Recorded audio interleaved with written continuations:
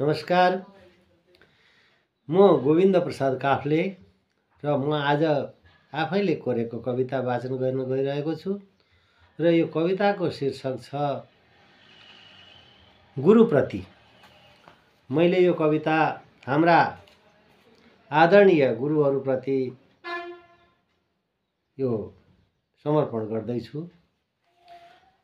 म वाचन गर्दैछु। श्रद्धेय गुरुमा मैले एउटा पुष्प चढाउँछु, कविता रूपमा कोर्दै दुई शब्द बढाउँछु। कलिला बाल माटो हुन् कस कुशल कुमाले हौ तिमी, तिम्रो अथक प्रयासले उज्जवल बन्दछ यो जिमी।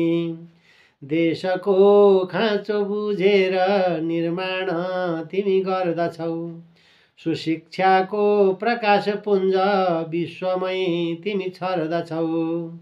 ज्ञानी पण्डित नेताजी या राष्ट्र सेवकै पनि निर्माण तिमी गर्दैछौ, कर्तव्य आफ्नो हो भनी।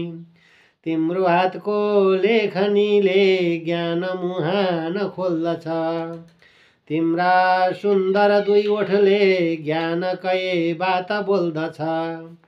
ज्ञानकै खातिर तिमी पाउ नित्य बढाउँछौ, गुरु आवश्यकता मनन गर्दै तिमी पाठ पढाउँछौ।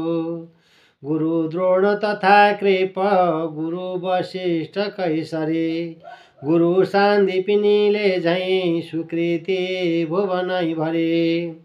देवगुरु बृहस्पति झैं कल्याण सबको गर, चाणक्य झैं गुरु भन्दै सुशिक्षा सबमा छर।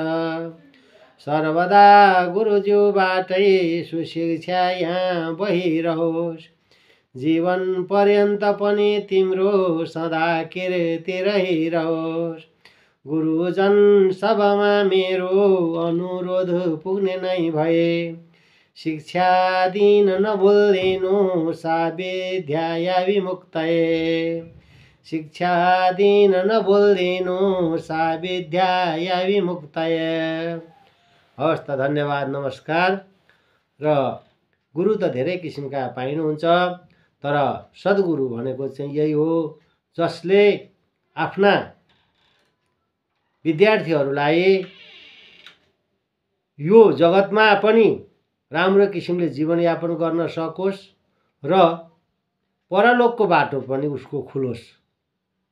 अब धेरै कुराहरू नभनौँ, मैले यही कविता गुरुज्यूहरूमा समर्पण गरेँ। भुलचुक भएकोमा क्षमा प्रार्थी छु। धन्यवाद, नमस्कार।